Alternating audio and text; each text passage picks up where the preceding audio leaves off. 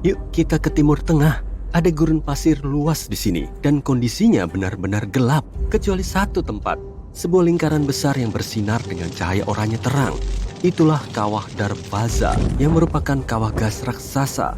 Bertahun-tahun yang lalu, para ahli geologi menemukan gas di sini dan mulai menambangnya. Tapi saat menggali, mereka menemukan rongga kosong di bawah tanah. Rongga itu runtuh dan membentuk kawah. Kawah itu lebarnya setengah lapangan sepak bola dan sedalam gedung 5 lantai. Gas pun mulai keluar dari celah-celah kawah. Dan karena hewan-hewan sering merumput di area ini, para ahli memutuskan membakar aliran gas ini untuk menghabiskan sumbernya. Para ahli mengira api akan padam dalam 1 atau 2 hari. Tapi kalau kamu datang ke sini sekarang, kamu akan melihat tempat yang disebut gerbang neraka ini masih menyala.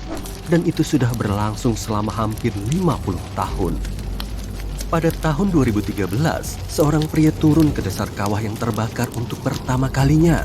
Dia mengumpulkan berbagai macam sampel di sana, dan para ilmuwan berhasil menemukan bakteri yang tidak ditemukan di tempat lain di bumi. Bakteri itu cukup nyaman berada di dasar kawah yang menyala tanpa henti. Pada tahun 2009, seorang pria di L'Aquila, Italia, melihat kerlap-kerlip lampu di atas jalan batu. Dia langsung tahu harus apa dan memindahkan keluarganya ke tempat yang lebih aman. Hanya beberapa detik kemudian, gempa bumi berkekuatan 8,3 skala Richter menghantam seluruh wilayah tersebut. Pengetahuannya tentang cahaya-cahaya aneh itu menyelamatkan nyawanya dan keluarganya. Jadi, apa sebenarnya peringatan misterius itu? Selama berabad-abad, orang-orang menafsirkan cahaya-cahaya itu sebagai sesuatu yang mistis. Komunitas ilmiah tidak menanggapi serius dan menganggapnya sebagai ingatan yang salah, tipuan pikiran, atau imajinasi belaka. Dengan diperkenalkannya kamera pengintai dan ponsel pintar, jumlah bukti bertambah banyak. Sekarang kaitannya sudah jelas. Cahaya muncul, lalu gempa bumi terjadi. Jadi, para ahli akhirnya mulai menanggapinya dengan serius dan mulai menggali kebenarannya. Tapi setelah bertahun-tahun melakukan penelitian, sampai hari ini para ahli geologi masih belum sepenuhnya yakin apa sebenarnya sumber cahaya itu. Tapi mereka telah mengenali 5 jenisnya. Kilatan terang yang menerangi langit terlihat seperti kilat badai atau lampu kilat kamera yang sangat terang. Sinar di langit yang dapat terlihat seperti kolom cahaya. Api dengan ukuran berbeda yang keluar dari dalam tanah. Cahaya yang menyebar di atas gunung. Dan bola cahaya yang bergerak lambat yang bisa disalahartikan sebagai bola petir, yaitu sebuah fenomena atmosfer lain yang juga tidak banyak dipahami. Bola petir bisa melayang dan meledak meninggalkan bau belerang. Tapi tidak seperti bola petir, cahaya gempa berbentuk bola ini tampaknya tidak berbahaya. Itu kalau nggak memperhitungkan yang terjadi setelahnya ya. Tapi dengan semua jenis cahaya ini, para ahli tidak bisa memastikan kaitannya dengan gempa bumi. Cahaya-cahaya ini tak hanya muncul sebelum gempa. Beberapa dilaporkan muncul selama dan setelah terjadi gempa. Cahaya ini juga bisa muncul bersamaan dengan fenomena lain, seperti tabrakan meteorit, letusan gunung berapi, maupun aurora. Untuk saat ini, para ilmuwan hanya bisa mengemukakan teori untuk menjelaskan hal-hal yang tidak bisa dijelaskan. Salah satu teori yang baru-baru ini muncul menyatakan bahwa cahaya-cahaya itu adalah kabel listrik yang terputus saat terjadi gempa bumi. Tapi teori ini tidak menjelaskan bagaimana fenomena itu terlihat ratusan atau bahkan ribuan tahun yang lalu. Seperti kisah Tiongkok kuno tentang awan berbentuk seperti naga yang muncul di langit sebagai peringatan akan terjadinya gempa bumi. Atau bagaimana sejarawan Romawi kuno melaporkan adanya cahaya besar seperti api yang muncul sebelum gempa bumi besar terjadi. Teori kabel listrik dengan cepat ditepis. Teori lain menyatakan bahwa itu adalah gas yang keluar. Saat gempa bumi terjadi, bebatuan bawah tanah mengembang dan menyusut karena tekanan dan panas. Ini membuka dan menutup ruang-ruang kecil di antara bebatuan. Berbagai macam gas keluar melalui celah-celah baru ini. Radon misalnya, bisa dilepaskan selama aktivitas seismik. Radon bisa mengionisasi udara yang membuatnya bermuatan listrik. Tapi radon tidak cukup untuk menciptakan percikan cahaya terang. teori ini hampir mendekati, tapi masih kurang tepat. Salah satu teori yang paling diterima adalah bahwa cahaya itu mungkin berasal dari listrik yang mengalir keluar dari bawah tanah. Ketika batuan beku bawah tanah yang terbentuk dari magma jauh di dalam bumi mengalami tekanan, batuan itu melepaskan oksigen yang terionisasi atau bermuatan listrik. Oksigen ini bergerak melalui permukaan tanah dan naik ke atmosfer, lalu tercipta medan listrik lokal. Ini bisa menghasilkan kilatan cahaya yang singkat. Beberapa bahkan tidak terjadi secepat itu dan bisa berlangsung selama beberapa menit. Oke, kita lanjut. Kamu sudah mengemudi berjam-jam sepanjang malam. Kamu tidak sempat tidur, sehingga otakmu sudah kelelahan. Kamu menghentikan mobil dan keluar untuk meregangkan badan. Lalu, kamu memandang ke langit dan melihat matahari terbit yang indah. Hoi, tunggu. Ada 3 matahari di langit tuh. Kamu mengucek mata. Tapi masih ada 3 bintang terang di langit. Tidak, bintang induk kita tidak terbelah menjadi 3. Bintang ini juga tidak dikunjungi oleh 2 bintang lain. Ini disebut matahari semu. Peristiwa ini biasanya terjadi saat musim dingin yang sangat dingin. Kristal-kristal es kecil di langit membelokkan cahaya. Akibatnya, kamu akan melihat 3 titik terang di langit, bukan hanya 1. Fenomena ini secara resmi disebut halo.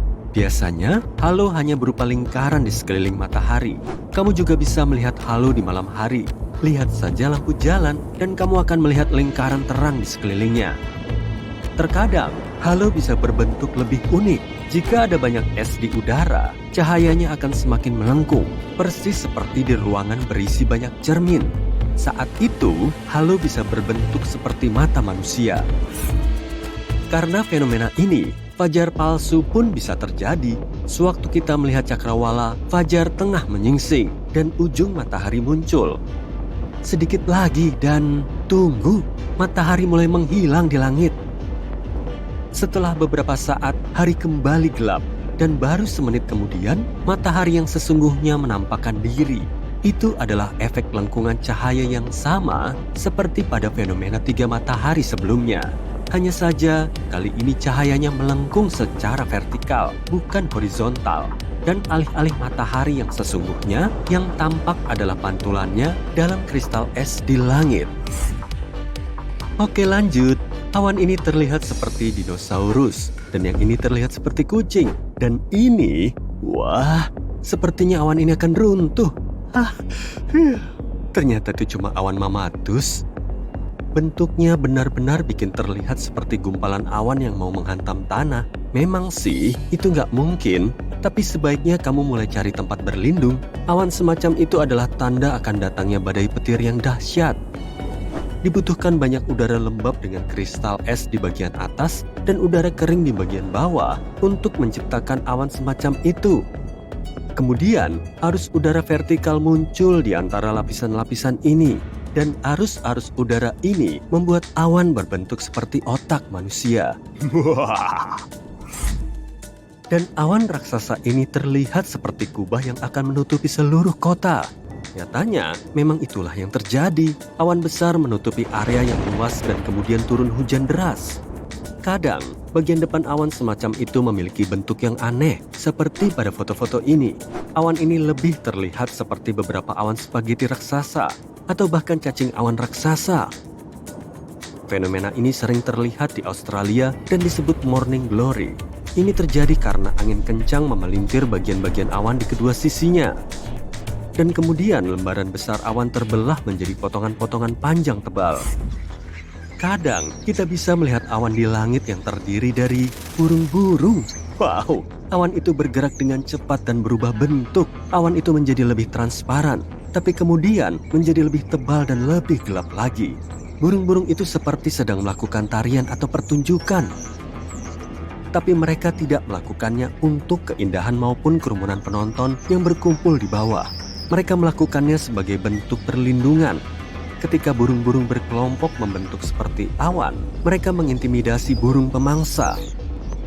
Seekor elang akan kesulitan untuk memilih satu target di antara sekian banyak burung, dan mereka bergerak dengan cepat, saling melindungi satu sama lain. Ikan-ikan pun bergerombol dalam kelompok-kelompok dengan cara yang sama. Awan seperti itu mungkin saja membuat predator yang lapar ketakutan. Ambil kacamata hitam dan kamu siap untuk melihat ini. Fenomena ini berlangsung sekitar 40 menit. Ini adalah awan yang sama yang kadang bisa menimbulkan lingkaran menyeramkan di sekeliling bulan di malam hari. Alam mengirimkan tanda-tanda awal bencana dengan berbagai cara. Contohnya pohon berbentuk J yang bisa berarti akan terjadi tanah longsor. Karena tanah bergerak dengan lambat, pohon-pohonnya tumbuh menjadi bentuk yang sangat bagus untuk selfie. Cobalah untuk mencari area yang datar dan hindari mendekati pohon apapun, kecuali jika kamu punya kekuatan super.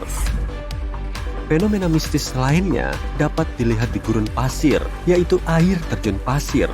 Ketika angin membawa banyak pasir ke tepi ngarai, pasir tersebut akan mulai berjatuhan. Sekarang perkuat efek ini 100 kali lipat dan terbentuklah air terjun pasir di Arab Saudi. Ini benar-benar seperti air terjun Niagara. Hanya saja tidak ada air setetes pun. Penduduk setempat mengatakan bahwa fenomena ini merupakan pertanda akan datangnya badai pasir. Wah, kamu tercebur ke air dingin hingga setinggi leher. Di sekelilingmu cuma ada es. Jangan cuma bengong aja. Buruan, keluar dari situ. Saat kamu berenang di air yang sangat dingin, tubuhmu bisa syok. Karena refleks, kemungkinan kamu akan tersengal-sengal. Tapi please, janganlah. Sebisa mungkin angkat terus kepalamu agar tetap di atas air. Lepaskan benda-benda berat seperti sepatu boot, jaket, atau ransel dari tubuhmu. Setelah sampai di tepi es, jangan asal lompat. Ingat, itu bukan kolam renang, oke? Coba ambil posisi merangkak dan lecutkan kakimu kuat-kuat untuk mendorong tubuhmu ke atas es. Gunakan juga tanganmu untuk membantu menepi dari air. Nah, setelah tubuhmu menyentuh permukaan es, menjauhlah dari tepian dengan berguling, merangkak, lalu berjalan. Sebelum bertualang ke alam liar, kamu perlu menyiapkan beberapa barang. Buat pemantik api sendiri aja di rumah. Panaskan air dalam panci, lalu masukkan wadah kaca berisi lelehan parafin. Ambil karton telur dan taruh serat di setiap lekukannya. Tuang parafin ke wadah telur, lalu tunggu sampai mengeras. Kalau sudah, potong menjadi bagian kecil-kecil. Tiap bagiannya bisa memudahkanmu menyalakan api. Benang gigi bisa membantumu bertahan hidup di alam liar. Pakai sebagai tali pancing dan ikatkan tuas kaleng sebagai kail. Kamu juga bisa menyulapnya jadi tali jemuran dengan mengikat ujungnya ke dua pohon. Kelihatannya memang tipis kan? Tapi satu utas pun bisa kok menahan beban hingga 2,2 kg. Karena cukup mudah terbakar, benang gigi juga bisa kamu pakai untuk menyalakan api. Potong beberapa sentimeter untuk membuat api. Tahu nggak sih, kamu bisa loh memakai botol plastik sederhana untuk membuat tali super kuat. Tapi kalau kamu juga bawa gunting tajam. Potong leher botol hingga terlihat seperti cangkir tinggi. Kemudian potong lagi dengan pola seperti kupasan kulit jeruk. Putar botol selagi memotong, sehingga membentuk spiral. Usahakan ketebalannya sama ya. Siapa sangka kan botol plastik bisa kamu sulap jadi tali yang panjang dan super kuat? Tali ini bisa kamu gunakan untuk menyatukan tongkat penyusun pondok atau bisa juga kamu lilitkan ke ransel kalau-kalau tasmu robek. Gula memang merusak gigi, tapi kan bisa jadi sumber tenaga. Taburkan sedikit gula di atas kain lalu gunakan sebagai pembalut luka. Nyamuk memang bisa sangat mengganggu ya, jumlahnya juga banyak banget. Ya udah, buat pengusir nyamuk sendiri saja biar nggak digigit. Kamu cuma perlu jeruk, lemon, atau jenis sitrus lain kok. Buah ini kaya akan minyak esensial yang tidak disukai nyamuk. Iris jeruknya, lalu gosokkan langsung ke kulitmu. Jangan lupa peras sedikit agar minyaknya keluar. Kamu juga bisa mengusir nyamuk dalam sekejap dengan membakar kulit jeruk di api unggun. Minyaknya akan menguar di udara. Perutmu mulai keroncongan tuh. Tapi kamu tidak bisa menyalakan api untuk masak. Coba deh rogoh sakumu. Mungkin saja ada benda yang bisa dipakai untuk membuat api. Kalau kamu punya baterai dan kertas foil pembungkus permen karet, wah kebetulan dong. Potong foilnya, kecil aja cukup kok. Tapi buat agak memanjang, biar bisa menghubungkan kedua ujung baterai. buat bagian tengahnya lebih sempit dari kedua ujungnya. Ambil rumput kering, ranting, kertas, atau benda apapun yang bisa menyulut api. Potongan foil akan langsung terbakar kok, jadi jangan lupa bawa serta kedua benda ini, oke? Kita memang bisa tahan lapar dalam waktu lama, tapi kalau haus tidak. Umumnya, air yang tersedia di alam liar tidak aman untuk diminum. Buat penyaring air sendiri sajalah, nyalakan apinya dulu. Setelah airnya mendidih, jangan tergesa meminumnya. Kamu perlu menumbuk abu kayu bakarnya hingga jadi bubuk. Tapi jangan gunakan sembarang abu yang kamu lihat di hutan loh ya. Bisa saja kan ada lelehan plastik atau zat berbahaya lain. Ambil botol plastik, potong bagian bawahnya dan buat lubang kecil di tutupnya. Kemudian balikan, masukkan arang setinggi kurang lebih 7 cm, lalu tuangkan air matang secara perlahan. Air yang menetes dari tutup botol sudah bisa kamu minum. Kalau ada abu yang ikut masuk, tempelkan lap bersih di tutup botol sebagai penyaring tambahan. Kain arang juga berguna kalau kamu tersesat di hutan. Untuk membuatnya, siapkan wadah logam beserta tutupnya. Masukkan selembar kain ke dalamnya, lalu panaskan wadah selama beberapa menit. Setelah dipanaskan, bagian tepinya akan terlihat lebih hitam, tapi kainnya masih utuh. Nah, kain arang memang cepat sekali terbakar meski hanya pakai korek api. Kalau kamu pernah hiking di tempat tongkrongannya anaconda, perhatikan baik-baik nih. Jangan dekat-dekat dengan sungai dangkal, karena ular besar ini senang kongkow di tempat seperti ini. Kalau kamu dipeluk, dililit anaconda, jangan kembang-kempiskan dadamu. Tiap kali kamu melakukannya, ular ini akan semakin mencengkramu. Tapi, anaconda juga punya titik lemahnya kok. Ia tak suka kalau ekornya digigit. Rasanya memang tak akan seenak paha ayam goreng sih. Seenggaknya kamu bisa kabur. Salju longsor memang sangat kuat, jadi ingat tips ini ya. Kalau terjebak di suatu lereng, kamu perlu menutup mulutmu terlebih dulu. Pakai scarf atau kain lain. Jangan sampai salju masuk ke mulutmu, oke? Luruskan tangan ke atas kepala dan jangan lupa buat sedikit celah di depan wajahmu dengan menggali saljunya. Cara ini akan mengulur waktumu selama setengah jam untuk bernafas. Tanggalkan saja deh benda berat yang kamu bawa meskipun mewah. Tapi jangan lepas tas ranselmu juga, kamu bisa memanfaatkannya sebagai pelindung tambahan. Cari batang pohon sebagai tempat pegangan. Untuk kembali ke permukaan, buat gerakan seperti sedang berenang secara vertikal. Salju kan terbuat dari air. Kalau kamu terjebak di dalam mobil yang tenggelam, tetap tenang. Jangan coba-coba buka pintunya. Tekanan air dari luar terlalu kuat loh, jadi jangan buang-buang tenagamu yang berharga itu. Lagi pula, pintunya tidak akan terbuka kok. Sebaiknya keluar lewat jendela saja, turunkan kacanya, dan segera berenang menjauh. Oh, kamu gak bisa berenang?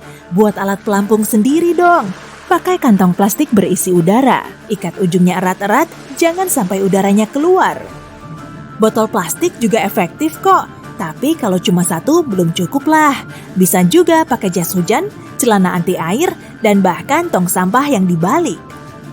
Kalau mobilmu mogok di malam hari dan apesnya lagi di tengah hutan, pastinya kamu perlu lampu agar bisa memperbaiki mobil. Gunakan sebotol air, teko, atau toples yang diisi air. Tempelkan di lampu depanmu. Tada! Airnya akan menyebarkan cahaya, sehingga penglihatanmu akan lebih jelas. Trik ini sangat cocok kamu pakai saat mendirikan tenda darurat atau mencari kayu bakar. Toples kaca sangat berguna untuk menyimpan korek api. Saat berkemah di hutan, kamu perlu menyimpan korek api di tempat kering dan aman. Agar lebih mudah, buat tutup yang bisa digesek. Tempelkan potongan kecil di sisi kotaknya, lalu pasang ke tutup toples kaca. Sebelum menjelajahi alam bebas, jangan lupa bawa coklat pahit ya. Makanan penolong saat bertahan hidup ini memang paling lezat dan termasuk yang terampuh, kaya akan kalori dan membantu menjaga mood tetap bagus. Untuk menikmatinya juga praktis, tak perlu garpu, piring maupun api. Oke, tips terakhir buat kamu nih, masih kesulitan membuat api? Gak perlu repot-repot kok, ambil saja sebungkus keripik yang diam-diam kamu umpetin dari teman campingmu. Keripik berbahan jagung sudah tersedia di mana-mana kan? Selain rasanya enak dan bikin jarimu belepotan saat melahapnya, snack ini juga bisa dipakai dalam trik lain. Kamu bisa pakai keripik ini untuk menyalakan api. Karena mudah terbakar, gunakan secukupnya saja. Lalu siapkan kayu kering, apinya akan menyala dalam sekejap. Selamat datang di sebuah pulau tak berpenghuni. Bagaimana kita bisa berakhir di sini? Aku juga nggak tahu. Tapi sekarang kita harus bertahan hidup di sini selama beberapa hari. Dan aku akan mengajarimu semua yang ku tahu. Untungnya, kemanapun aku pergi, aku selalu siap menghadapi situasi seperti ini. Jadi, di dalam ransel ajaib ini, aku punya semua yang kita perlukan untuk bertahan hidup. Yang pertama, tentu saja pisau, yang akan sangat berguna dalam banyak situasi. Dikelilingi oleh lautan, kamu nggak akan mendapatkan air minum. Ups, nggak ada air minum di ranselku. Tapi jangan panik, sumber air yang paling bisa diandalkan di sini adalah kelapa. Jadi kita perlu mengambil beberapa. Kalau beruntung mendapatkan kelapa hijau, kamu bisa membelahnya dengan pisau. Itu relatif mudah. Tapi masalahnya, kelapa ini tumbuh tinggi di atas pohon. Kamu bebas memanjat untuk mengambilnya, tapi itu nggak akan mudah. Untungnya, ketika kelapa matang, kelapa berubah menjadi coklat dan jatuh dari pohon. Air di dalamnya tetap aman untuk diminum selama sekitar 9 bulan.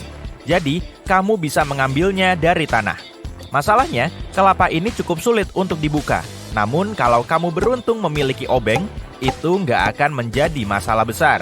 Selain itu, batu sederhana bisa memecahkan kelapa. Jadi, jangan lupa untuk membungkusnya terlebih dahulu dengan handuk atau bahkan kaos. Ingat ya, kamu nggak bisa minum kelapa sesukamu. Jangan minum lebih dari 5 butir kelapa coklat dalam sehari, kecuali kamu ingin sakit perut. Ngomong-ngomong, hal yang sama juga berlaku untuk kelapa hijau ya.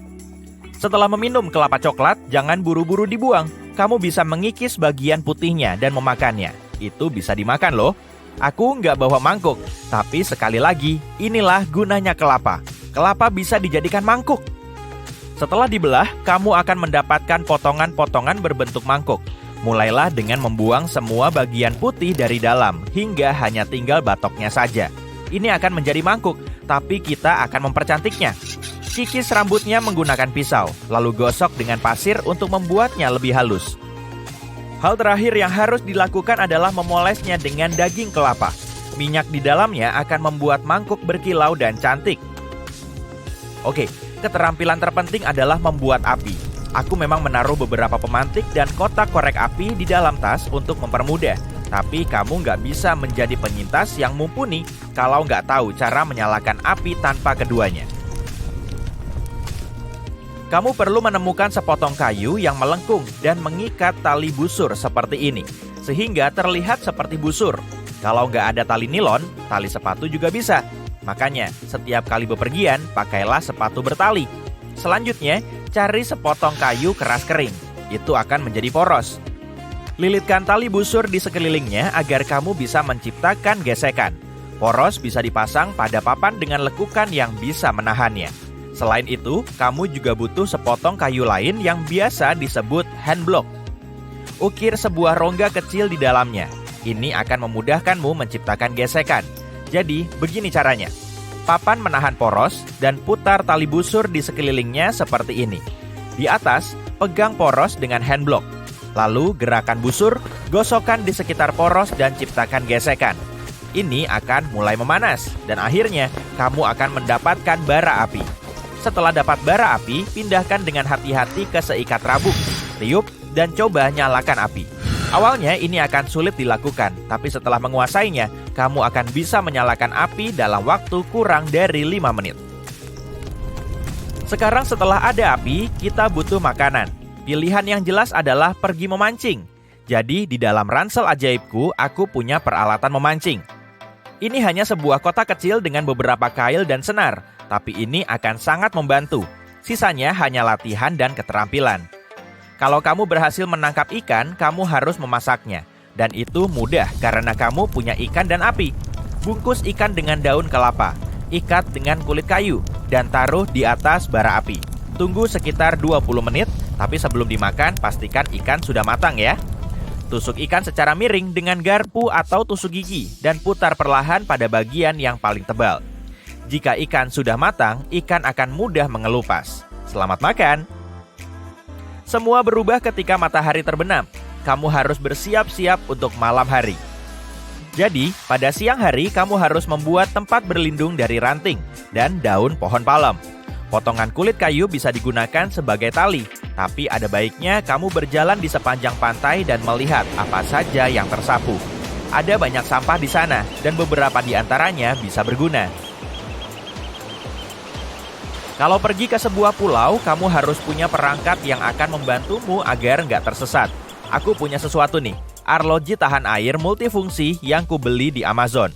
Selain penunjuk waktu, ada juga kompas, termometer, pengikis, peluit, dan bahkan pemantik api.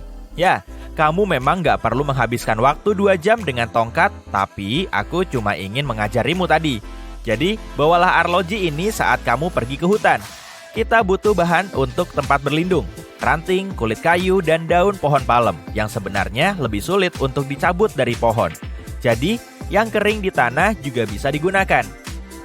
Buatlah atap tempat berlindung dengan menggunakan daun pohon palem, tapi taruh juga beberapa di atas tanah untuk tempatmu berbaring.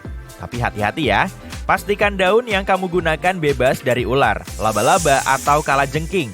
Kamu nggak ingin semua itu ada di tempat tidurmu. Masalah lainnya, pada malam hari, serangga dan banyak makhluk lainnya keluar dan mereka akan sangat senang bergabung denganmu di tempat berlindung. Jadi, api dan gundukan rayap di sekitar tempat berlindung akan membantu mengusir setidaknya sebagian dari mereka. Yang lainnya masih bisa menyelinap masuk dan memanjat ke balik pakaianmu, berjalan di atas tubuhmu dan menggigitmu. Jadi, waktunya untuk ransel ajaib nih. Di sini aku punya kantong tidur untuk bertahan hidup. Panjangnya hanya 10 cm. Gak makan banyak tempat, tapi anti sobek, anti air, dan menjaga panas tubuhmu. Ditambah lagi jahitannya rapat, yang akan mencegah air, angin, dan serangga. Kamu bisa menemukannya di Amazon. Selain itu, jangan membuat api tepat di depan pintu masuk tempat berlindung. Kamu mungkin akan menghirup asap sepanjang malam. Sekarang, kamu sudah siap. Beberapa tips bertahan hidup nih. Ponselmu yang mungkin merupakan satu-satunya benda yang pasti kamu bawa nggak berguna di sini. Tapi nggak sepenuhnya loh. Layar ponselmu yang nggak memiliki sinyal bisa digunakan untuk memantulkan cahaya matahari dan bulan untuk mengirim sinyal SOS. Kedua, dalam kondisi ketika kamu nggak punya banyak sumber air, cobalah untuk menjaga tubuhmu tetap dingin. Jadi, sesekali berjalanlah di dalam air agar nggak kepanasan dan nggak dehidrasi. Dan tentu saja, selalu bawa kotak P3K. Ini adalah barang bertahan hidup terakhir yang kumiliki di ransel. Ini juga dari Amazon. Ini adalah tas anti air berisi gunting, plester luka, pinset, perban, dan sebagainya. Barang-barang yang sangat berguna di alam liar. Selamat bertahan hidup, meskipun kuharap kamu nggak perlu melakukannya tanpa persiapan. Kamu berjalan-jalan di pusat kota sambil minum kopi, lalu tiba-tiba seorang gadis yang tidak kamu kenal mendekat dan menepuk lenganmu. Hai Miko, kamu di sini ternyata. Yuk pergi. Tunggu dulu. Pertama, namamu Dimas. Kedua, kamu tidak ada rencana bepergian, cuma sekedar jalan-jalan santai saja. Dan terakhir, kamu tidak kenal gadis ini. Maaf, saya tidak kenal Anda. Anda pasti salah orang. Ucapmu sopan sambil mengira dia orang aneh dan berjalan mundur perlahan. Stop, jangan, ayo diulang. Harusnya kamu tidak bersikap begitu. Mungkin dia memang sadar kalian tidak saling kenal, tapi masih tetap menghampirimu karena suatu alasan. Ya, selain karena mata dan senyummu yang menawan tentunya. Bagaimana jika gadis ini dalam bahaya dan dia butuh bantuan? Oke, izinkan aku meramal sedikit dan menunjukkan padamu apa yang mungkin terjadi kepadanya. Sebut saja namanya Mawar, umurnya 19. 1 jam lalu, sama sepertimu, dia keluar rumah dengan ceria. Dia mau berjalan-jalan dan janjian bertemu teman-temannya beberapa jam kemudian. Saat sedang antre beli es krim, dia sadar ada seseorang mengamatinya dari dekat truk es krim. Orang itu mengenakan celana lusuh hitam, hoodie hitam, dan kacamata hitam. Meskipun sulit untuk mengenali orang yang berpakaian seperti itu, dia lumayan yakin ia tidak mengenalnya. Dan penampilan orang itu mencurigakan. Jika suatu saat kamu berada di situasi yang sama, ingat aturan nomor 1, ikuti instingmu. Jika kamu merasa tidak nyaman, jangan ambil risiko. Yap, kita memang juga sering menatap orang lain, tapi sebaiknya kamu waspada dan hati-hati. Aturan nomor 2, pergi ke tempat yang aman. Sebaiknya, hindari jalanan yang gelap dan sepi. Lebih baik pilih jalanan yang terang atau toko yang ramai, meskipun arahnya berlawanan dari tempat tujuanmu sebenarnya. Pastikan untuk berada tetap sedekat mungkin dengan orang lain. Periksa apakah orang itu masih mengikutimu. Jika ya, lanjut ke aturan nomor 3. Jangan pulang ke rumah. Kamu tidak ingin penguntit itu tahu alamatmu, kan? Teruslah berjalan di pusat kota, dan sebaiknya pilih rute yang paling ramai dan tidak bisa ditebak. Berhenti untuk minum kopi, berbelanja, atau pergi ke kantor pos. Ini adalah waktu yang tepat untuk melakukan semua urusan yang mungkin belum kamu selesaikan. Mungkin orang itu akan lelah mengikutimu dan pulang ke rumahnya sendiri. Jika kamu ingin memastikan kecurigaanmu, cobalah tips ini. Pertama, berbeloklah secara tidak masuk akal. Misalnya, mengitari suatu gedung. Orang yang tidak punya niat terselubung tidak mungkin mengikutimu melakukannya. Cara lain yang bisa dicoba adalah ubah kecepatanmu dan lihat apakah orang tersebut menyesuaikan kecepatannya dengan kecepatanmu. Atau, kamu bisa masuk ke toko, keluar dari sana, lalu masuk lagi. Jika orang itu kembali juga, kamu benar sedang diikuti. Tapi jangan panik. Aturan nomor 4, tetap siaga. Pastikan kamu punya sesuatu untuk melawan. Misalnya, ambil kunci dan genggam di tanganmu. Tekan nomor darurat di ponselmu terlebih dahulu agar bisa langsung tersambung jika diperlukan. Saat menelpon, sebut lokasimu terlebih dahulu, kemudian baru sebutkan namamu dan apa yang terjadi. Jika sambungannya terputus, setidaknya mereka tahu kemana harus mencarimu. Jika kamu dalam bahaya dan butuh bantuan, jangan takut membuat keributan. Melawan dan berteriaklah, cobalah menarik perhatian semua orang. Si penguntit mungkin akan takut dibuatnya. Tapi ingat, saat meminta bantuan, selalu tujukan kepada satu orang tertentu dan tatap matanya. Jika kamu hanya menangis, semua orang takkan memedulikanmu karena mengira orang lain akan membantumu. Jika kamu memilih seseorang dari keramaian, orang tersebut akan merasa bertanggung jawab dan kemungkinan besar akan membantumu. Oke, kembali ke mawar yang malang. Dia menyadari orang asing itu sedang mengawasinya, jadi dia berjalan mengitari kota, mencoba untuk menghindar. Tapi usahanya gagal, orang itu masih mengejarnya. Merasa dalam bahaya, dia menelpon orang tua dan teman-temannya, tapi tidak ada yang menjawab. Masih 1 jam lagi sebelum teman-temannya datang, dan dia tidak bisa terus berputar-putar seperti ini. Hanya 1 trik yang tersisa sebelum dia harus membuat keributan di tengah jalan.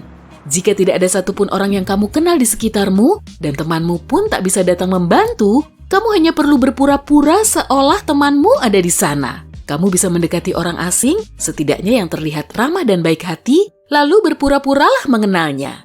Mudah-mudahan dia mengerti maksudmu. Penguntit akan mengira kamu tidak sendiri dan kemungkinan besar pergi selamanya. Jadi, Mawar menarik napas dalam-dalam dan mulai melihat ke kerumunan. Berusaha mencari seseorang yang tampak ramah. Dari semua orang, dia memilihmu. Dengan jantung berdetak kencang, dia berlari ke arahmu dan menepuk lenganmu. "Hai Miko, kamu di sini ternyata. Yuk pergi." Disinilah peranmu dimulai. Beraktinglah, mengangguk, tersenyum, bersikap ramah, dan sembunyikan kekagetanmu. Ingat, seseorang mungkin menguntitnya, jadi kamu harus terlihat seperti temannya. Yang harus kamu lakukan adalah terus berbicara dengannya seolah kalian sudah saling kenal. Gunakan sapaan yang akrab seperti, apa kabar? Udah lama gak ketemu?" Dan mulailah berjalan bersamanya sambil terus melanjutkan percakapan. Perhatikan perilaku gadis itu, dia mungkin terlihat gugup dan takut. Suaranya mungkin bergetar, mungkin tangannya juga. Teruslah bersikap ramah agar dia tenang dan beritahu dia bahwa kamu bisa diandalkan. Sambil mengobrol, cobalah diam-diam mencari tahu apa yang terjadi. Tapi hati-hati dan jangan sembarangan melihat ke sekeliling untuk mencoba mencari hal mencurigakan. Jika orang tadi masih mengikuti gadis itu, mereka bisa saja menyadari kamu tahu tentang mereka. Beritahu gadis itu bahwa kamu ingin menunjukkan foto terbaru kucingmu. Keluarkan ponselmu, ketik apa kamu dalam bahaya, dan tunjukkan layarnya. Jika gadis itu mengangguk, langkah berikutnya adalah jangan tinggalkan dia sendiri. Teruslah berjalan, bicara dengannya, dan cobalah untuk melihat sekeliling dengan sangat hati-hati untuk melihat hal-hal atau orang-orang yang tampak aneh. Saat kamu melihat si penguntit, cobalah mengingat detailnya sebanyak mungkin. Pakaian, aksesoris, warna kulit, warna rambut, tinggi badan, dan bentuk tubuhnya. Tapi jangan menatap langsung ke arahnya. Gunakan kemungkinan apapun untuk mengamatinya, seperti pantulan di jendela toko atau cermin, atau menolehlah sebelum menyeberang jalan. Mungkin saat si penguntit tahu gadis itu tidak sendirian dan akan ditemani untuk waktu yang lama, dia akan pergi. Jadi, teruslah berjalan sambil memperhatikan apakah dia masih mengikuti kalian. Jika sudah cukup lama dan si penguntit tidak kunjung pergi, saatnya kamu memberitahu si penguntit bahwa kamu menyadari kehadirannya. Berhentilah berjalan, lalu berbalik dan tatap matanya. Dengan percaya diri, tunjukkanlah bahwa kamu tahu dia mengikutimu dan menginginkannya pergi. Gunakan kesempatan ini untuk mengingat sebanyak mungkin ciri-cirinya yang mudah dikenali, sehingga nanti kamu bisa menggambarkannya sampai ke detail terkecil. Saat si penguntit pergi, jangan langsung meninggalkan gadis tadi. Berjalanlah sebentar lagi untuk memastikan penguntitnya benar-benar sudah pergi. Setelah itu, sebaiknya kamu antar gadis itu pulang atau kemanapun dia mau pergi untuk memastikan dia aman dan tidak ada hal lain yang mengancam keselamatannya. Selamat, kamu menjadi pahlawan hari ini. Tidak semua orang tahu trik ini, jadi kamu bahkan bisa mulai menyapa lebih dulu. Dimanapun kamu berada, mungkin saja ada seseorang yang bisa kamu selamatkan hanya dengan obrolan santai. Jika kamu, misalnya, sedang naik kereta dan melihat ada pria mencurigakan yang mengganggu seorang gadis dan gadis itu merasa tidak nyaman, majulah, dekati dia dan katakan kamu sudah lama tidak melihatnya, lalu mulailah obrolan santai seolah kamu teman lamanya. Pria mencurigakan itu pasti akan menjauh dan gadis itu mungkin akan sangat bersyukur atas bantuanmu. Tetaplah bersamanya dan mengobrollah sampai dia aman. Akhirnya kamu berhasil. Setelah melewati pelatihan, kamu siap melakukan terjun payung pertamamu. Dengan penuh percaya diri, kamu meraih pintu pesawat di ketinggian 12.000 kaki. Kamu melangkah keluar memasuki udara, tapi di detik terakhir, kamu mendengar instruktur meneriakkan sesuatu. Maaf, aku belum ngecek parasutnya. Kamu nggak bisa mendengar apa katanya saat terjun menjauhi pesawat, tapi kamu melihat wajahnya sangat khawatir. Kayak ada yang nggak beres nih. Kamu tarik tuas untuk melepas parasut, tapi kok nggak mau mengembang dengan benar sih? Malah membuka dalam gumpalan besar. Dan sekarang kamu muter-muter makin cepat. Kamu merasa pusing, tapi harus mengontrol emosimu. Tiap detik sangat penting, dan dari ketinggian ini, waktumu untuk bertindak kurang dari 1 menit. Kamu membentuk formasi bowman dengan merentang tubuh dan lengan serta kaki membentuk huruf X. Ini menciptakan lebih banyak hambatan, jadi kamu agak stabil. Hei, parasut ini kan juga hambatan. Sekarang kamu jadi sempat meraih parasut cadangan daruratmu. Masih pusing karena putaran tadi? Kamu coba mengingat di mana letaknya. Kamu meraih tali yang kamu anggap benar dan menariknya dengan kuat. Ya ampun, itu tali kaki. Kamu melonggarkan kontainer di punggung dan sekarang kamu meluncur. Ini bukan hari mujurmu. Kamu bertahan dan mengeratkan tali kaki. Ah iya, kamu ingat lagi prosedur keselamatan itu. Langkah pertama, lepaskan parasut utama dengan gagang merah. Beres, sekarang kamu terjun bebas lagi. Langkah kedua, cari tuas ripcord silver untuk membuka parasut cadangan. Buruan, daratan makin dekat. Mana tuasnya? Ups, ini dia, ada di dada kirimu. Kamu tarik tuas itu dengan keras. Bluk! Parasut melesat keluar dan mengembang serta menghantam rem saat kamu turun. Sekarang kamu lega, bikin sesak napas, jantung berdebar-debar. Oh, tentu. Akhirnya kamu bisa menikmati pemandangan selama sekitar 10 detik sebelum mendarat di tanah dengan lembut. Kaki lebih dulu. Hei, kayaknya seru ya. Aku ikut dong. Di hari lain, seperti biasanya, alih-alih lewat tangga, kamu memakai lift. Peluang lift jatuh adalah 1/10 juta. Kamu lebih mungkin disambar petir 10 kali lebih sering. Tapi hari ini, kamu di dalam lift sial itu. Saat kamu bergerak turun dari lantai 5, sistem katrolnya gagal, sebuah kabel putus dan lift mulai jatuh. Kamu cepat-cepat berbaring telentang dengan satu lengan melingkari kepala untuk melindunginya dari benturan dan lengan yang lain di depan wajahmu untuk melindungimu dari benda yang mungkin jatuh menimpa. Kamu meluruskan kaki, dalam beberapa detik saja kamu siap menghadapi benturan. Lift jatuh dan puing-puing dari atas runtuh di sekitarmu. Bagus sekali, kamu berhasil mencegah cedera. Tapi, apa benturan mungkin dihindari dengan melompat? Coba pikir dulu, kalau kamu melompat terlalu awal, benturanmu akan lebih parah karena kecepatanmu akan bertambah ketika turun. Dan kalau kamu terlambat lompat, kecepatan lompatan ke atas bisa bikin kepalamu terbentur saat lift berhenti. Kamu harus melompat di momen yang pas agar kecepatannya efektif. Karena kamu nggak bisa melihat menembus baja, ya lupain aja deh. Lebih baik pakai metode berbaring. Semoga berhasil ya. Kamu berkendara santai ke tempat kerja, melewati jembatan yang sama seperti hari-hari lain. Hari ini lalu lintas lebih padat dari biasanya dan kamu terjebak kemacetan. Jembatan mulai berderit, sayangnya jembatan yang salah struktur kemungkinan bisa runtuh karena kelebihan beban. Dan di sanalah kamu berada. Ketika jembatan runtuh ke sungai, mobilmu terapung di atas air. Air pelan-pelan naik di sekitarmu saat mobil mulai tenggelam. Kamu mencoba tetap tenang dan menarik napas dalam. Kamu punya waktu 2 menit sebelum mobilmu tenggelam seluruhnya. Kamu harus bertindak cepat dan menurunkan kaca jendela. Saat melepas sabuk pengaman, kamu melihat air sudah naik ke atas jendela. Kamu mencoba turunkan kaca jendela, tapi macet karena tekanan. Kamu telah kehilangan kesempatan. Kamu tenggelam lebih dalam dan berpikir untuk membuka lagi pintu mobil. Lebih baik jangan. Ini bisa bikin kendaraanmu tenggelam makin cepat. Selain itu, akan lebih berbahaya untuk keluar. Mobil menghantam dasar sungai dan air perlahan-lahan masuk. Kamu mencoba membuka pintu, tapi tekanan begitu kuat. Pintu nggak bisa bergerak. Kamu memikirkan air yang masuk. Mungkin kalau kamu tunggu sampai air di dalam cukup banyak, tekanannya bisa diatur. Jadi, pintu bisa dibuka. Tapi dengan terbatasnya udara yang tersisa dan pintu yang masih nggak mau membuka, risikonya terlalu tinggi. Satu-satunya pilihanmu adalah memecahkan jendela. Kamu melakukannya dengan mudah karena tekanan air dan air mengalir masuk dengan cepat. Kamu menarik napas dalam untuk terakhir kalinya sambil berpegangan di bingkai jendela. Mobil terisi air dengan cepat dan tiba-tiba daya isap berhenti. Kamu menarik diri lewat jendela dan menaruh kakimu di atas mobil, mendorong naik dan berenang ke permukaan. Yeay, lain kali aku nggak usah nebeng deh sama kamu. Next, kamu lagi hiking di hutan dan nemu tempat sempurna untuk melihat matahari terbenam. Kamu memfotonya dan hasilnya bagus. Tapi tunggu, jalan kembali ke kemah ke arah mana ya?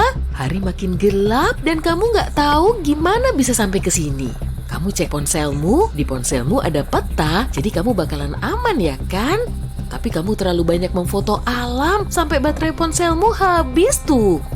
Kamu bisa bertahan sampai 3 jam tanpa tempat berteduh dalam cuaca buruk. Kamu bisa bertahan 3 hari tanpa minum dan sampai 3 minggu tanpa makanan. Kamu harus menyusun tindakan selanjutnya berdasarkan skala prioritas. Kamu menyandarkan tongkat besar ke pohon untuk menyangga atap. Lalu, kamu membangun 2 dinding di sisi-sisinya menjadi rangka yang kuat. Di hutan ada banyak daun dan kamu menutup atap dengan tumpukan daun untuk isolasi dan perlindungan. Di dalam, kamu bikin kasur daun yang bagus, kamu masuk dan menunggu sampai pagi, berharap bisa tidur dengan nyenyak. Kamu nggak bisa tidur nyenyak, tapi nggak bisa juga ninggalin ulasan di aplikasi pemesanan. Tugas berikutnya mencari air. Kamu ikuti tanah terbuka yang menurun dan akhirnya menemukan anak sungai. Air bersih, cek, dan kamu terus berjalan mengikuti aliran anak sungai, berharap akan membawamu ke sungai besar. Kemungkinan kamu akan menemukan orang dan tanda-tanda peradaban di sepanjang sungai besar.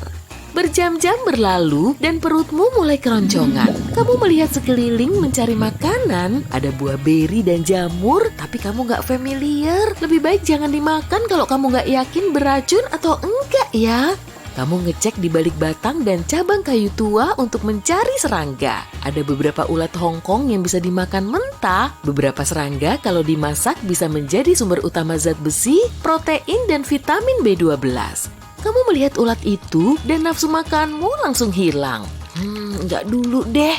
Akhirnya anak sungai itu terhubung ke sungai besar dan di depannya ada jembatan. Jembatan yang masih berfungsi pula. Perjuanganmu berakhir, kamu buang serangga itu dan memulai petualangan baru.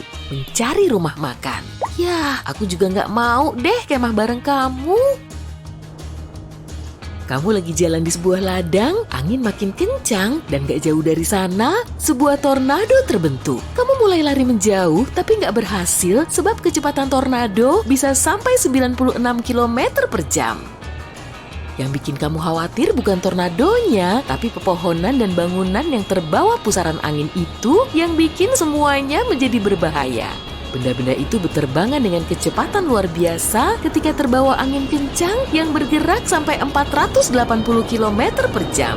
Kamu mencari tempat berlindung, tapi nggak ada. Satu-satunya kemungkinan cuma parit yang nggak dikelilingi pepohonan atau benda berbahaya lain. Kamu berbaring nyempil di parit dan melindungi kepalamu dengan jaket sambil memeganginya dengan lenganmu sebagai pelindung. Waktu berbaring dengan bunyi gemuruh di sekelilingmu, kamu merasa seperti berada di dalam mesin jet raksasa. Bunyi itu mengerikan, tapi syukurlah kamu nggak berada di jalur tornado. Kamu mendengar puing-puing kecil berdesingan di atas kepalamu dan banyak di antaranya membentur, bergedebukan di sekitarmu, tapi syukurlah nggak kena kamu.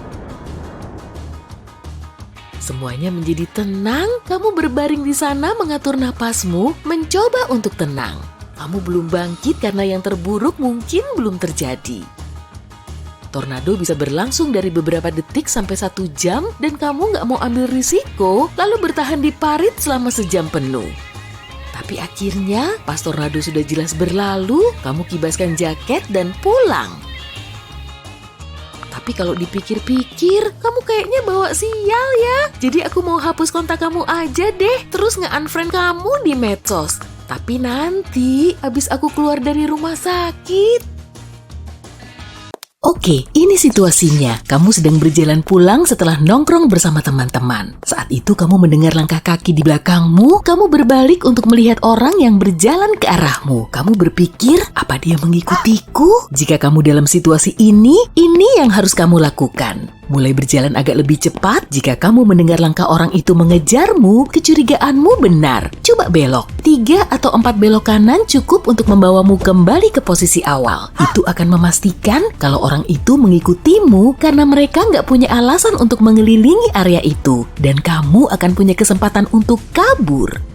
Saat kamu belok, larilah sampai orang itu tak bisa melihatmu. Jika ada yang lewat, kamu bisa bilang, "Hei!" dan berpura-puralah mereka temanmu. Katakan bahwa kamu diikuti dan tanyakan apa mereka bisa berjalan bersamamu ke area ramai sampai kamu menemukan jalan pulang lain. Jangan pergi ke rumah atau apartemenmu saat kamu diikuti, meskipun beberapa orang menawarkan untuk mengantarmu pulang. Orang yang mengikutimu akan tahu di mana rumahmu dan bisa saja dia mendatangimu atau menunggumu meninggalkan rumah. Tapi anggap saja jalanan kosong dan orang ini masih di belakangmu. Jika kamu memakai sweater bertudung, selipkan tudungnya ke sweatermu untuk menyembunyikannya.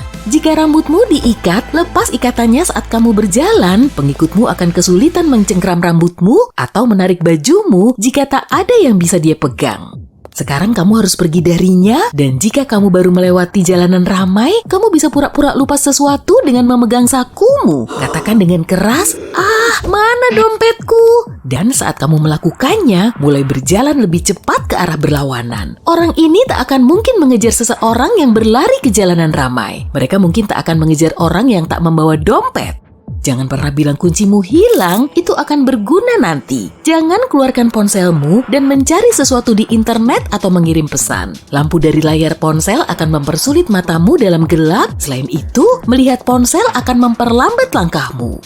Amati sekelilingmu dan pelajari lokasi tepatnya kamu berada. Saat berjalan, cari tahu nama jalannya, lihat nomor rumah atau toko atau gedung apa aja deh yang ada di sekitar sana. Kamu akan butuh detail ini nanti. Jika kamu tidak bisa kabur dan jalan kecil atau gang tempatmu berada tampak tak berujung, putar balik dan lihat pengikutmu. Lihat pakaiannya, mata, tinggi badan, dan umurnya. Sweater bertudung warna hitam, celana biru dongker, topi hijau, oke. Lalu kamu bisa memberi gambaran akurat pada polisi. Melakukan itu juga akan memberi pesan jelas kepada orang ini, "Ya, aku melihatmu." Orang berniat buruk mengandalkan unsur kejutan. Dengan kontak mata yang lama, kamu mengambil itu darinya. Itu akan membuat dia lengah dan dia tak akan melihatmu sebagai target. Berdiri dengan percaya diri, busungkan dada, dan angkat dagumu. Jangan terlihat bingung atau gugup ya. Kamu akan memberi kesan, aku tahu yang aku lakukan, dan dia tak suka itu.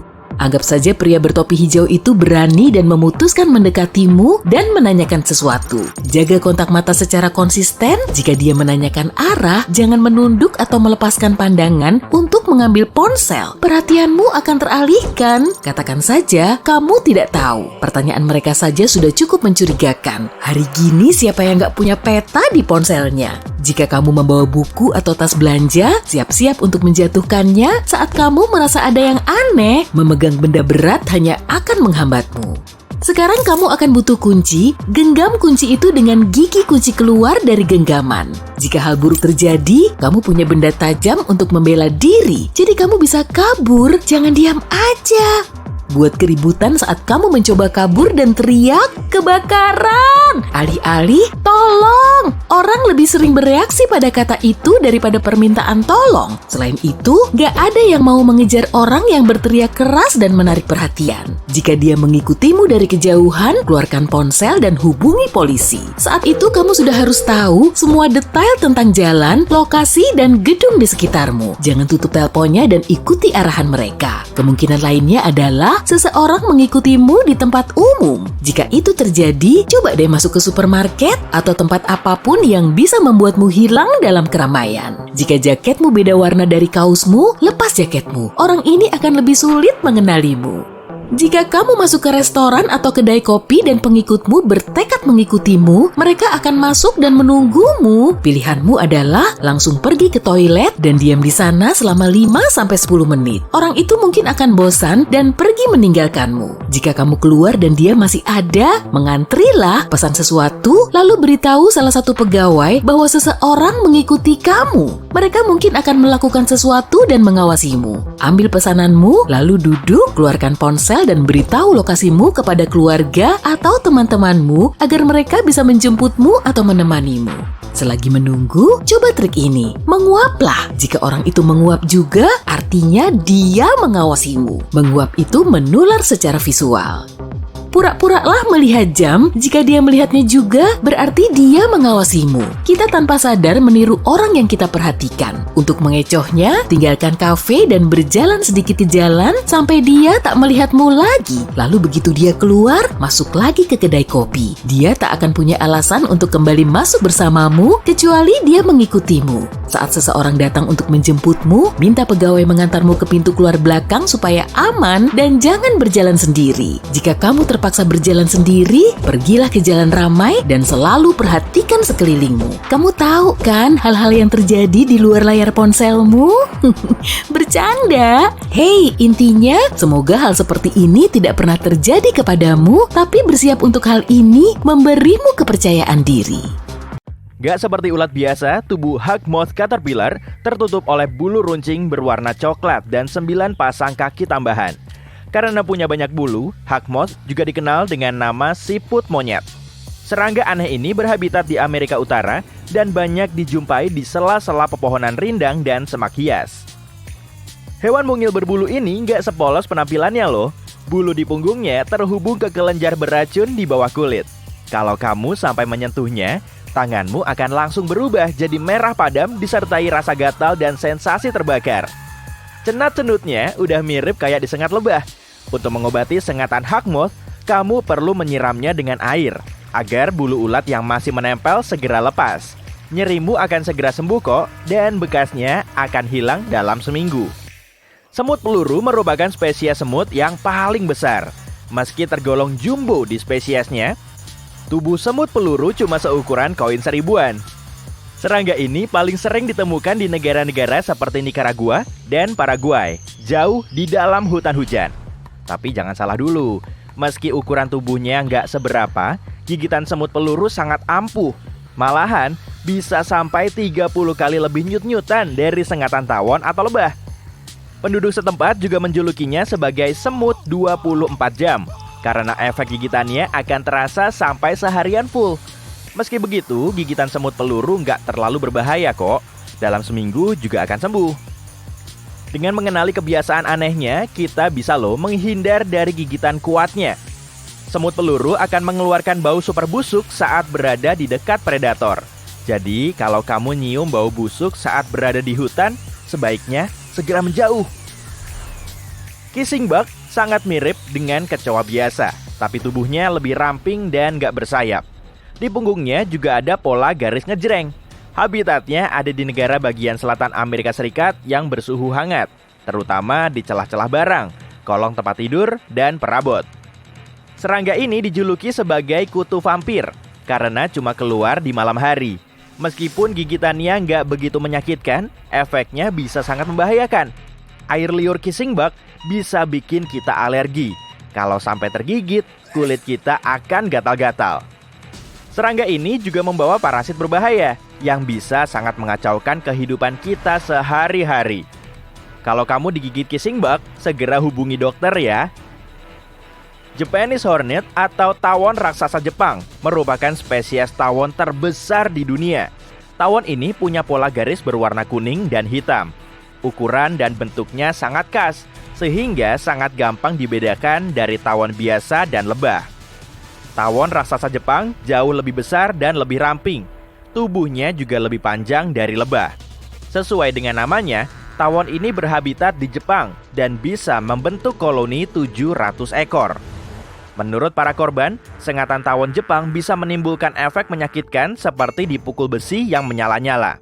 Kalau kamu lagi apes-apesnya tersengat lebah ini, segera hubungi dokter dan bersihkan sengatannya dengan air dingin sebagai pertolongan pertama. Laba-laba Black Widow termasuk serangga terganas di kerajaan hewan. Ukurannya cuma sebesar penjepit kertas dan di perutnya terdapat tanda khas berbentuk jam pasir merah. Serangga ini sering berkelana sendirian dan bisa ditemukan di rumah yang bersuhu hangat dan kering, khususnya di ruang bawah tanah atau garasi. Black Widow dianggap sebagai laba-laba paling berbisa di Amerika Utara. Racunnya 15 kali lebih kuat dari ular derik. Dan anehnya, gigitan Black Widow gak begitu menyakitkan. Malahan lebih mirip seperti tusukan jarum. Tapi efeknya itu loh, jangan ditanya lagi. Kalau kamu melihat Black Widow di sekitar rumahmu, sebaiknya jangan diusik ya. Karena hewan ini cuma akan menggigit kalau dia merasa terusik. Kalau kamu sampai tergigit, segera cari perawatan darurat. Para profesional kesehatan akan memberimu antibisa Black Widow yang bisa mengurangi gejalanya. Yellow Jacket juga termasuk serangga berbahaya. Spesies tawon ini bisa ditemukan di seluruh dunia. Nama uniknya didapatkan dari pola khas berwarna kuning dan hitam di tubuhnya. Kuningnya juga bukan sembarangan kuning, karena lebih ngejreng dan mencolok dari tawon biasa. Yellow Jacket hidup dalam koloni besar dan membuat sarangnya di atas pohon, semak-semak, dan di bawah tanah. Kalau kamu melihat sarang Yellow Jacket, perlahan menjauh aja lah. Tetap hati-hati agar gerak-gerikmu nggak mengusik kawanannya. Efek sengatan si Yellow Jacket ini bukan main sakitnya. Kebanyakan orang mengira kalau kalajengking berkerabat dengan kepiting dan krustasea lain. Padahal sebetulnya bukan, karena kalajengking termasuk arachnida. Artinya, hewan ini berkerabat dekat dengan laba-laba. Kalajengking biasanya berhabitat di tempat hangat dan kering seperti gurun dan lebih aktif di malam hari. Dia termasuk predator yang menyengat mangsanya saat itu juga. Rasa sakit yang ditimbulkan oleh sengatannya memang mirip-mirip sengatan tawon, tapi efeknya lebih membahayakan. Setelah tersengat, si korban sulit bernafas dan detak jantungnya makin naik. Kalau kamu disengat kalajengking, segera bersihkan lukanya ya. Jangan lupa hubungi dokter yang bisa ngasih perawatan antibisa sengatannya. Ada sekitar 300 spesies semut api di seluruh dunia yang semuanya punya gigitan kuat. Semut ini membentuk koloni besar dan berwarna khas coklat muda kemerahan. Kebanyakan semut api ditemukan di Amerika Serikat dan mereka sangat suka dengan makanan. Makanya suka ngerecokin acara piknik kita. Gigitan semut api sangat gatal, tapi nggak terlalu berbahaya. Untuk meredakan rasa gatal, siram aja bekas gigitannya dengan air dingin. Nanti juga akan hilang setelah semingguan. Tapi kalau efeknya lebih parah dari gatal-gatal, mending segera ke dokter deh. Lebah madu termasuk serangga kesayangan manusia karena menyerbuki bunga kita. menghasilkan madu yang bisa kita makan dan umumnya nggak mengganggu manusia. Lebah madu merupakan serangga sosial yang hidup dalam koloni besar. Tapi sengatannya bisa sangat membahayakan bagi sebagian orang, terutama para lansia. Kalau kamu tersengat lebah madu, segera buang sengatnya ya. Cuci bekas sengatan dengan sabun dan air. Lukamu akan sembuh setelah 1 minggu kok. Tapi kalau kondisimu malah lebih parah, segera hubungi dokter. Tarantula hawk bertubuh ramping dan panjang dengan sayap coklat karat dan antena kuning. Serangga ini lebih banyak ditemukan di hutan hujan di Asia, Amerika, dan Afrika. Cara hidupnya soliter dengan membuat liang di dalam tanah. Kalau kamu melihat tarantula hawk, sebaiknya menjauh ya. Serangga ini cuma akan menyerang saat terancam, tapi sengatannya termasuk paling menyakitkan. Bahkan bisa berlangsung selama 3-4 menit. Tapi setelah reda, si korban biasanya nggak perlu perawatan darurat, karena ia akan segera sembuh dengan sendirinya. Nggak seperti tawon biasa, warrior wolves atau tawon prajurit nggak punya pola garis kuning. Seluruh tubuhnya hitam legam, dan saking hitamnya sampai kelihatan biru. Wadidaw, ninja sakti. Ada juga yang menamakannya sebagai drumming wasp. Saat ada makhluk asing di dekatnya, tawon ini akan mengepakkan sayap secara ritmis, seperti penabuh drum dalam marching band. Tawon prajurit lebih menyukai tempat hangat dan bisa ditemukan di hutan hujan tropis Amerika Selatan. Dari semua spesies tawon, warrior wasp punya sengatan yang paling menyakitkan. Sengatan ini nggak perlu ditangani dengan bantuan medis darurat dan akan sembuh dalam waktu seminggu. Kelabang raksasa Amazon berhabitat di semua tempat beriklim tropis di Amerika Selatan dan Karibia. Hewan berkulit khas merah ini termasuk spesies kelabang terbesar di dunia dan panjangnya bisa sampai 30 cm. Loh, kok cuma sepanjang 1 kaki? Padahal kan kakinya ada 100. Duh, ironis banget ya. Bisa kelabang raksasa ini memang membahayakan bagi serangga dan hewan kecil lain. Tapi bagi kita, enggak kok. Meski begitu, gigitannya tetap cenut-cenut dan menyebabkan sensasi terbakar. Kalau kamu tergigit hewan ini, gejalanya bisa berlangsung dari hitungan jam sampai berhari-hari. Kalau ternyata reaksinya lebih parah, kamu tahu kan harus ngapain? Segera hubungi dokter. Ini dia, akhir zaman. Kamu mengemas semua yang kamu bisa ke dalam semua tas yang kamu punya. Makanan, pakaian, alat mandi. Berita di belakangmu berlanjut. Peringatan bahaya menyala di seluruh layar. Kamu melihat arlojimu dan tahu, ini saatnya. Kamu bahkan belum selesai berkemas. Kamu berkemas keluar rumah dan melihat semua orang menyeret koper dengan buru-buru. Kamu masuk ke mobil dan pergi secepat mungkin, menghindari orang-orang yang berlarian. Kamu tiba di tempat terpencil di hutan. Selama bertahun-tahun, kamu membangun sebuah bunker pribadi di sini. Bunker itu bisa tahan kondisi terburuk, tornado, hurikan, letusan gunung berapi, dan semoga saja asteroid. Kamu berlari ke bunker yang tersembunyi di balik semak-semak dan pepohonan. Tak mungkin ada yang tahu ada bunker di sana. Pintunya mirip seperti pintu ruang besi bank yang berisi tumpukan uang. Di dalam ada sebuah tangga menuju ke bawah, sejauh 9 meter melewati terowongan gelap. Hal pertama yang kamu lakukan adalah menyalakan listrik. Bunker ini ditenagai oleh baterai besar dengan panel surya di atas. Sebagai cadangannya, generator bensin.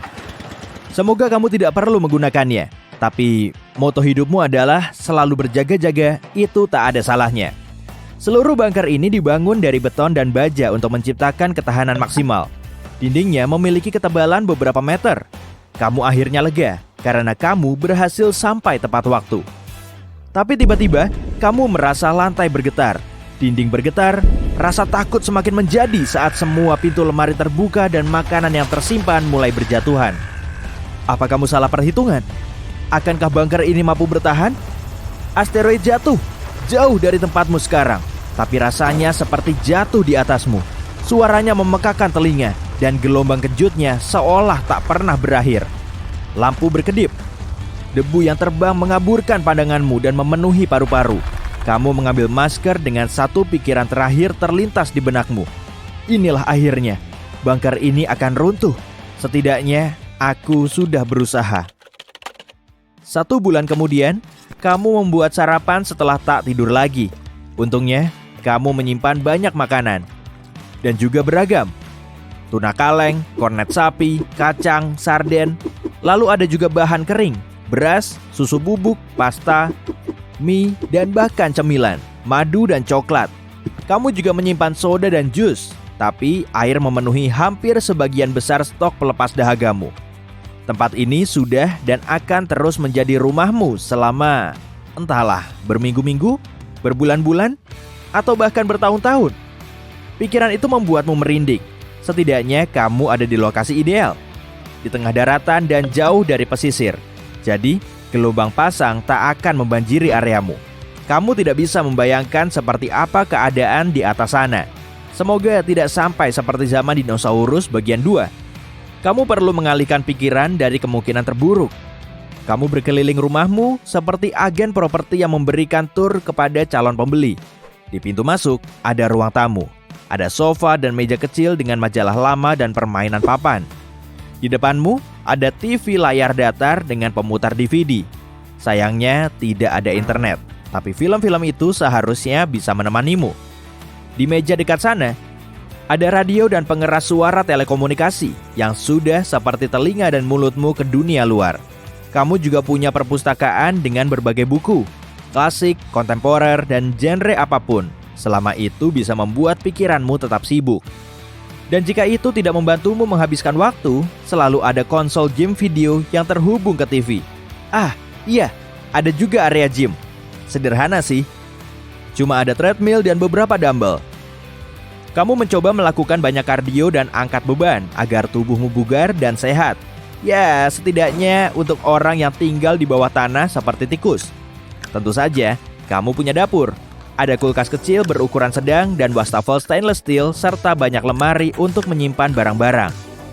Kamu menghubungkan tempat ini dengan ledeng dan pipa yang membawa air minum bersih. Kalau sistem itu berhenti berfungsi, kamu masih punya simpanan air. Kamar mandinya memiliki kloset yang berfungsi, wastafel, dan pancuran yang terhubung ke pompa air panas.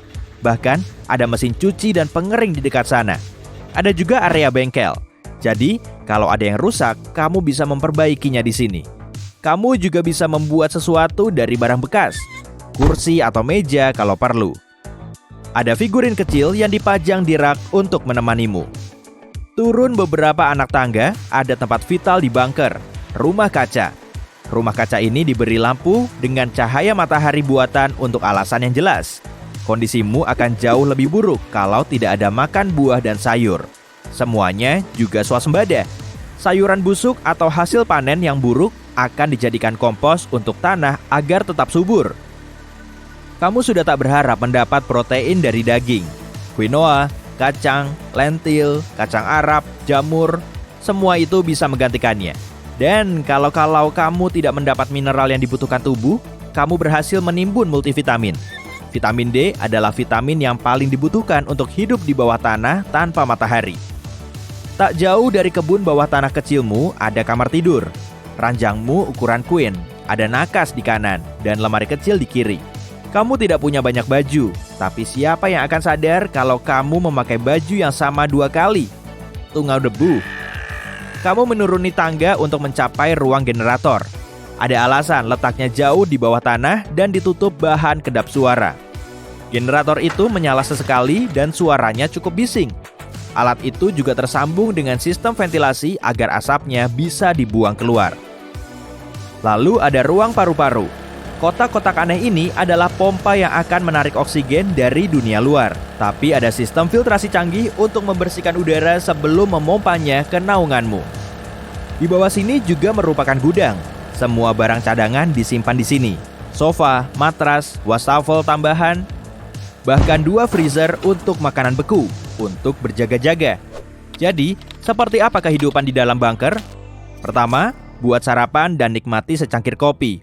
Lalu, kamu pergi ke radio komunikasi untuk mendengar apa ada kabar dari dunia luar. Sejauh ini, tidak ada.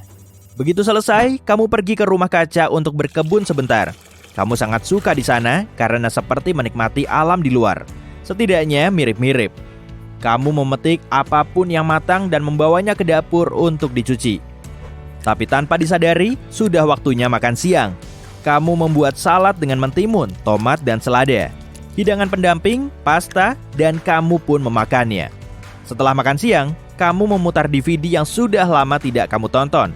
Setelah menonton film, kamu berkeliling dan memeriksa kadar oksigen juga air. Hari ini kebetulan adalah hari pemeriksaan generator juga. Kamu pergi ke ruang bawah tanah untuk melihat level bahan bakar dan filter oksigen. Sejauh ini aman, meski pikiran untuk tinggal lebih lama di sana membuatmu cemas. Bagaimana jika bahan bakarnya habis? Kamu menghabiskan beberapa jam di bengkel untuk mengotak-atik sesuatu. Sekarang ini, tak ada yang perlu diperbaiki dan kamu sedang tidak kreatif hari ini. Jadi, kamu pergi ke gym. Ini hari latihan kaki. Kamu merasa lelah. Dari dulu latihan kaki tidak pernah berubah. Tiba-tiba, sudah waktunya makan malam. Kamu menyeduh mie dan duduk di ruang tamu sambil mendengarkan lagu di pemutar musik. Tempat ini memakan biaya hampir 1,5 miliar rupiah. Dari menggali lokasi sampai ke pembangunan. Dan terakhir, memasang semua sistem yang diperlukan untuk bertahan hidup. Itu pun belum termasuk makanan cadangan dan aktivitas pribadi untuk bunker sendiri. Ya, kamu beruntung. Semua kemewahan itu membuat hidup indah. Setidaknya hampir. Tak ada kabar baru dari dunia luar setelah sebulan. Kamu memang aslinya introvert, tapi tempat ini mulai membuatmu bosan. Kamu mulai kesepian. Suara radio membuatmu tersadar. Kresek-kresek doang? Bukan, ada suara orang yang teredam. Seseorang mencoba menghubungimu. Kamu langsung melompat ke radio komunikasi, hampir tersandung kaki sendiri karena terkejut. Kita berhasil! Ha! Emosimu meluap. Kamu sudah cukup terbiasa dengan kehidupan di bawah tanah. Tapi akhirnya, waktunya membuka pintu dan pergi ke dunia luar. Cantiknya alam di sekitarmu. Udaranya juga segar. Bisa piknik berhari-hari nih, menenangkan diri jauh dari hiruk-pikuk perkotaan. Sudah lama juga ya kakimu melangkah. Saatnya mendirikan tenda. Tapi pepohonannya lumayan lebat, jadi kamu tidak bisa menemukan tempat yang pas. Kemudian terlihat sebidang area hijau dan tak ditumbuhi pepohonan, cuma ada sedikit semak-semak rendah. Kamu pun mendekatinya dan merasa puas dengan hasil temuanmu ini. Oke, dirikan tenda di situ saja. Kok aneh, tanahnya lembek dan gembur. Ya sudahlah, tak perlu ambil pusing. Malah bagus dong, pasaknya akan mudah tertancap ke tanah, semudah menancapkan pisau ke mentega. Saat tendamu siap, hari sudah gelap. Saatnya masuk tenda, lalu rebahan santuy di dalam kantong tidurmu. Kamu terbangun saat merasakan ada yang ganjal. Kok basah? Sambil menggeliat, kamu bisa merasakan tanah di bawahmu basah. Kamu pun segera melompat keluar, karena tendamu mulai tenggelam ke tanah. Wah, ternyata tendamu berdiri di atas permukaan rawa. Tapi kamu beruntung loh. Biasanya rawa memang tidak begitu terlihat jelas dan kadang kamu baru tahu keberadaannya saat kakimu terbenam selutut dan sulit berjalan. Keluar dari rawa juga terasa sulit. Lumut dan akar membuat tanahnya lembek dan perlahan menarikmu ke bawah. Saat kamu mencoba mengangkat kaki, sepatumu malah bisa-bisa lepas. Rawa di hutan cukup mudah dideteksi kok kalau kamu tahu ciri-ciri yang perlu diamati. Nah, kalau kamu ada di dalam semak belukar yang lebat, lalu melihat area terbuka yang disinari matahari, warnanya kehijauan, tapi cuma ditumbuhi lumut dan sedikit semak, kemungkinan di situ ada rawa.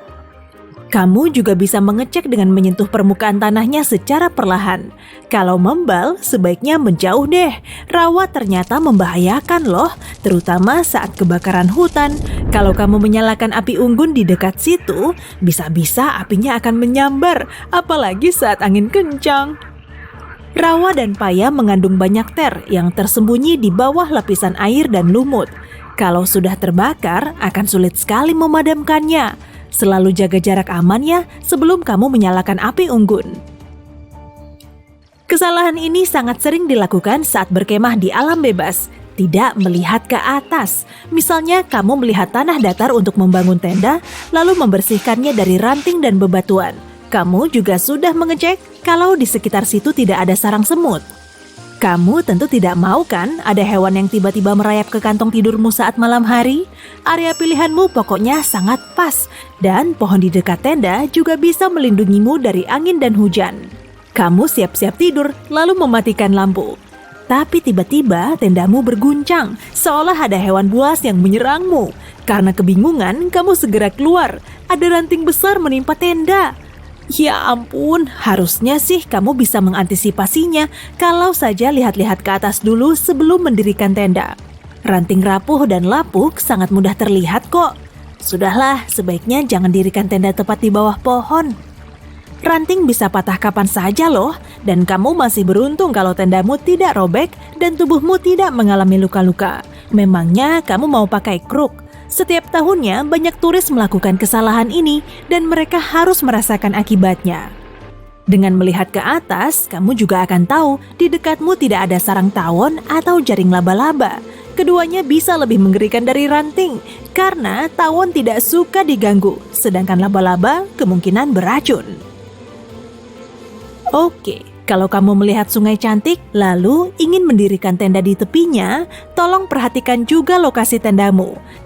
Kalau terlalu dekat dengan air, terutama saat musim hujan, bisa-bisa kamu malah kebanjiran di tengah malam.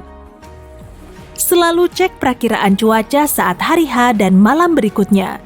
Kalau ada kemungkinan turun hujan, sebaiknya menjauh dari air, terutama sungai.